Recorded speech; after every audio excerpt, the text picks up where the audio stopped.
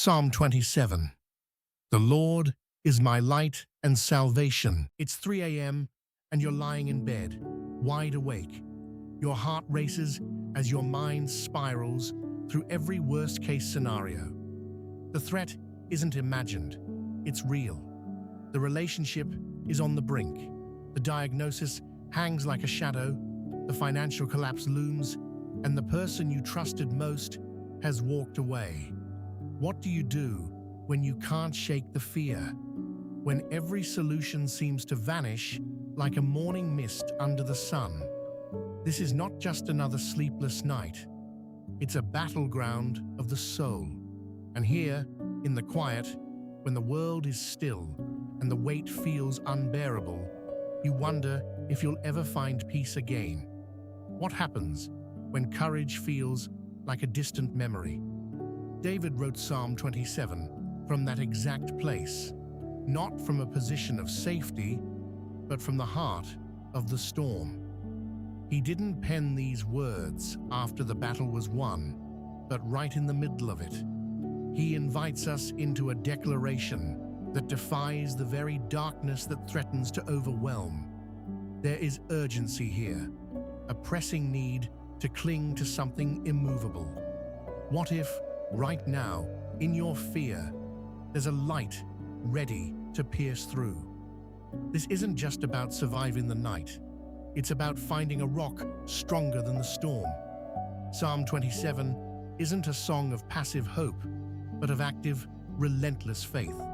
It's time to step into that faith, to see that light, and to declare with David, "The Lord is my light and my salvation.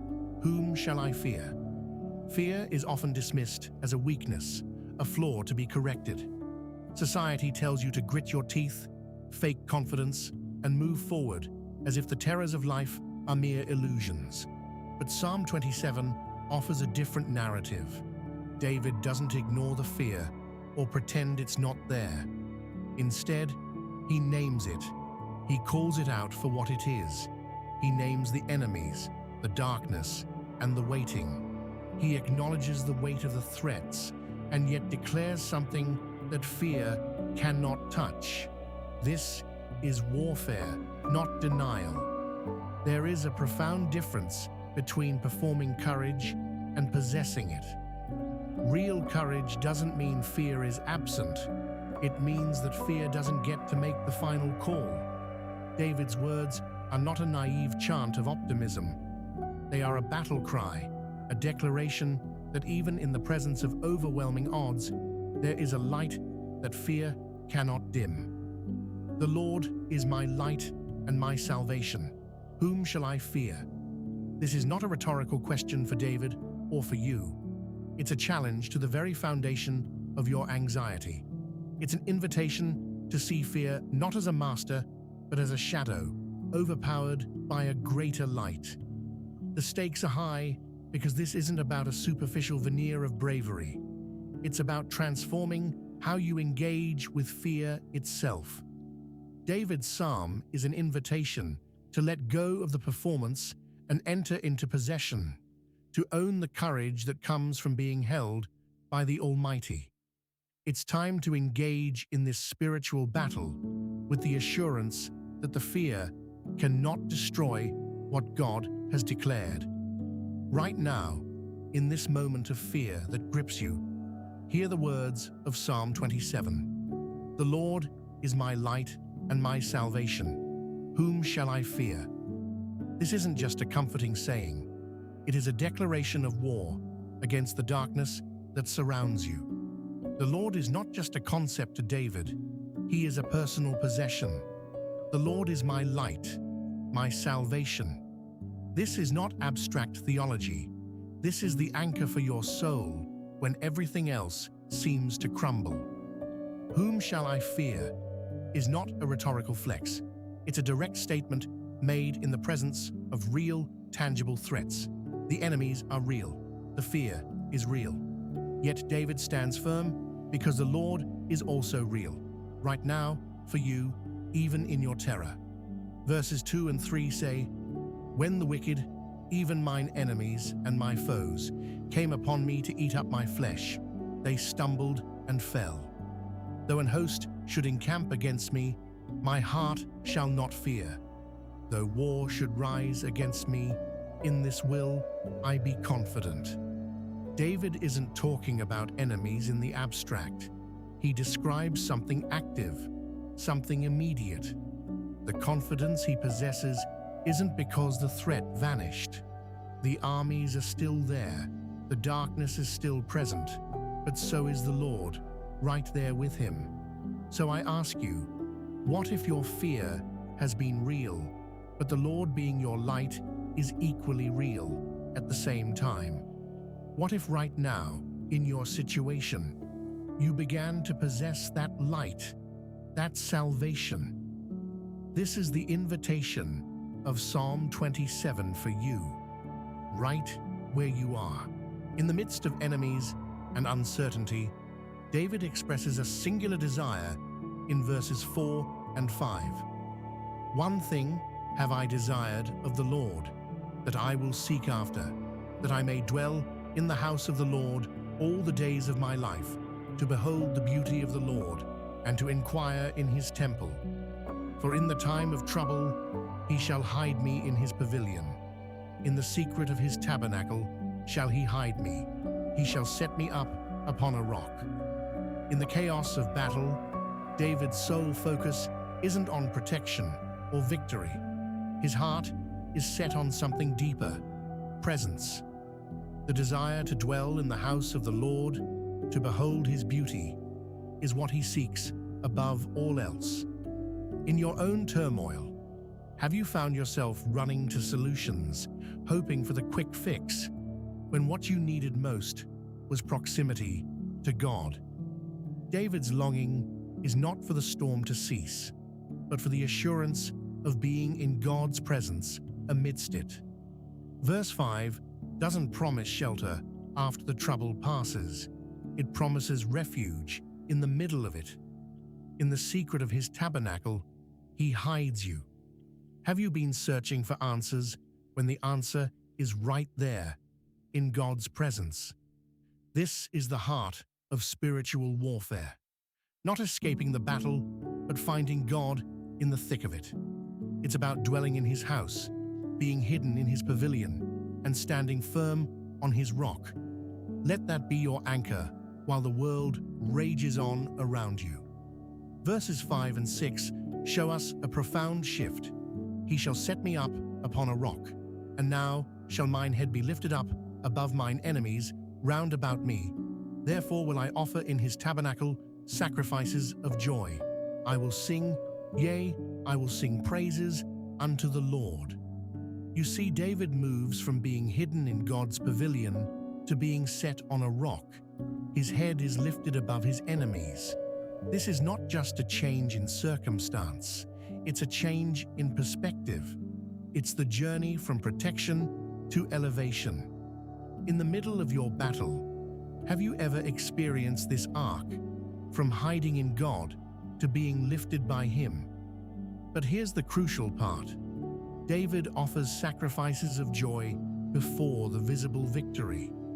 His praise isn't the outcome of deliverance, it's the catalyst. How do you worship when you haven't yet seen the outcome? How do you offer sacrifices of joy when the battle still rages around you? It's by recognizing that your elevation begins in your spirit, not in your circumstances.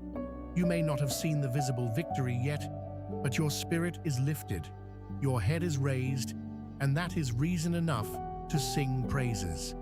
This is the essence of spiritual warfare, declaring victory through worship before it manifests in the physical. Can you lift your head above the storm and declare joy when things are still uncertain? That is the power of being set upon the rock by the Lord. As we move into verses 7 through 9, the tone shifts. David cries out, "Hear, O Lord, when I cry with my voice, have mercy also upon me and answer me." This is raw, unfiltered prayer. There's no polish here, just desperation. When thou saidst, "Seek ye my face," my heart said unto thee, Thy face, Lord, will I seek. God calls, and David responds immediately. No hesitation, just a heart fully turned towards God. Then we get to verse 9. Hide not thy face far from me. Put not thy servant away in anger. Thou hast been my help. Leave me not, neither forsake me, O God of my salvation. This is the same David who declared fearlessness in verse 1, now crying out for God not to turn away.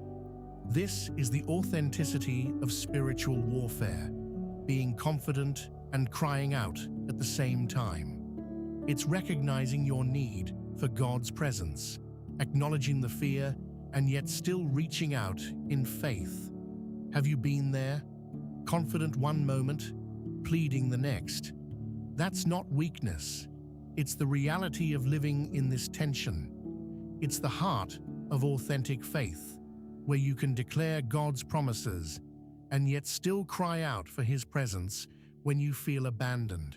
This is how battles are fought and won, not through perfection, but through persistence.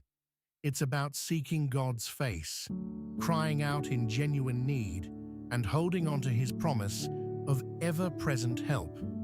Verse 10 is perhaps the most personal in the entire psalm. When my father and my mother forsake me, then the Lord will take me up. There's a poignant admission here: human abandonment. The people who were supposed to be there weren't. Who comes to your mind as you hear these words? The parent who left, the spouse who gave up, the friend or church that turned its back. The pain of being forsaken is real and deep, and David acknowledges it. But he doesn't stop there. Then the Lord will take me up. The abandonment isn't the end of the sentence. It is the setup for God's move.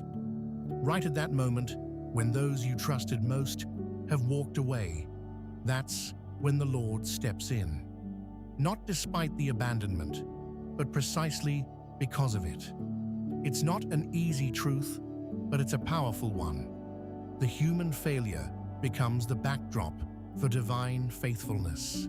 When earthly support crumbles, heavenly assurance stands firm. What would it mean for you to believe that at the point of greatest rejection, God's embrace is waiting, that His taking you up is not a consolation prize, but a divine intention? This isn't just about surviving loss. It's about experiencing the profound reality that God's presence fills the void left by human absence. This verse invites you to rest in the assurance that even when all else fails, God's love never will. It's an invitation to see abandonment not as the end, but as the space where God begins His most personal work. In verse 13, David admits, "I had fainted unless I had believed to see the goodness of the Lord in the land of the living." This is a moment of retrospective honesty. David is saying, "I almost didn't make it." The weight of his struggles brought him to the brink of despair. But what held him? Belief. Not just any belief, but a specific one. That he would see God's goodness here, in the land of the living. This wasn't a hope deferred to some distant afterlife. It was a confidence that God's goodness would manifest while he still drew breath. What does this kind of belief do to your faith? How does it reshape your perspective on the struggles you're facing right now? This isn't a pie-in-the-sky optimism. It's an anchored hope that God's promises are for today as much as they are for eternity. The land of the living is where you are now, and it's where God intends to show His goodness. This belief isn't just about survival. It's about thriving in the assurance of God's active presence. What if you held on to this thread of belief, even when everything else seems to unravel? Could it change the way you engage with your challenges, knowing that God's goodness is not just a future promise, but a present reality? This verse is an invitation to lift your eyes beyond the immediate, to see the unfolding of God's goodness in your life, here and now. Verse 14 closes the psalm with a command. Wait on the Lord. Be of good courage, and he shall strengthen thine heart. Wait, I say, on the Lord. This is not passive resignation. It's a call to active, courageous waiting. Notice the structure. Wait, courage, strength, and wait again. David repeats, wait for emphasis. This isn't a suggestion, it's a posture for warfare. What does it mean to wait with courage? It's holding your ground, standing firm in faith, even when the breakthrough isn't visible yet. Waiting on the Lord is different from giving up. It's a declaration that the waiting is not wasted. It's in the waiting that God strengthens your heart. This verse is for everyone in the in-between right now, for those who haven't seen the answer to their prayers yet.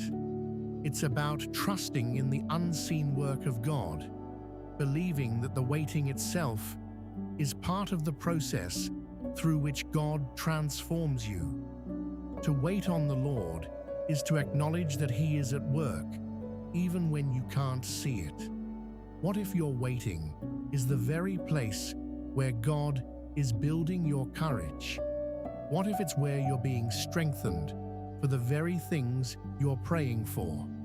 This isn't about passivity. It's an active engagement with the promises of God. As you wait, courageously hold on to the truth that God will strengthen your heart. The waiting is where faith grows, where trust takes root, and where God's timing unfolds in perfect harmony. As we bring these verses together, we see a journey in Psalm 27 that begins with fear in verse 1 and ends with the call to wait with courage in verse 14. Along the way, David moves from expressing a desire for God's presence in verse 4 to finding refuge in times of trouble in verse 5. His head is lifted above his enemies in verse 6, and he offers raw prayers in verses 7 through 9, expressing the pain of abandonment in verse 10. He nearly faints in verse 13, but is held by the belief in God's goodness. In each step, what held David was not his own strength or visible answers, but a single thread of belief that God's goodness was on the horizon. This belief wasn't just a lifeline, it was a declaration of faith in the midst of the unknown. I ask you now, as you reflect on your own situation, what is that thread for you? What holds you when everything else feels uncertain? Even if it feels thin, is it still there? This thread of belief is your lifeline, your anchor, your connection to the promises of God. It's the assurance that His goodness is real and that it's coming. It's the confidence that no matter what, He is with you, guiding you, supporting you, and lifting you above the chaos. This is the essence of spiritual warfare, not fighting for victory, but from victory, knowing that God's promises are true and His presence is unwavering.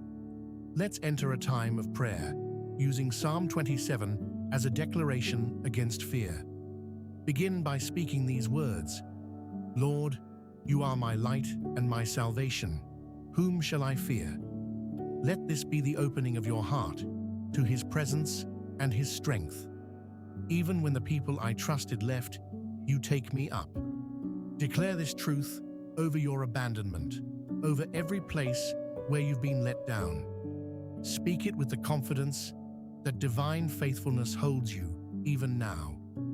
I believe I will see your goodness here while I am still living. Let this be a bold proclamation of faith in God's goodness manifesting in your life today. I will wait on you. I will be courageous. Strengthen my heart. As you pray these words, let them sink deep into your spirit, affirming that the waiting is a space where God is actively at work, strengthening and preparing you. Allow moments of silence between these declarations to let the Spirit move and speak to your heart. End with stillness, allowing God's peace to envelop you. This is not just a prayer of words, but a stance of faith, a spiritual battle cry, and a declaration of trust in God's eternal promises. Rest in this truth and let it carry you through the darkest nights and into His marvelous light. Waiting is often the hardest part of any journey, but Psalm 27 offers a refuge in the waiting. Let this psalm be a well you return to, a source of courage and strength when fear looms large. If you know someone who is afraid or waiting on God right now, consider sharing this message with them. It might be the encouragement they need. And join us next time as we explore When Anxiety Won't Leave, what God says about your fear. If this message has spoken to your heart, subscribe and stay tuned for more teachings that equip you for spiritual warfare. Remember, you are not alone in the wait, and God's light is with you always.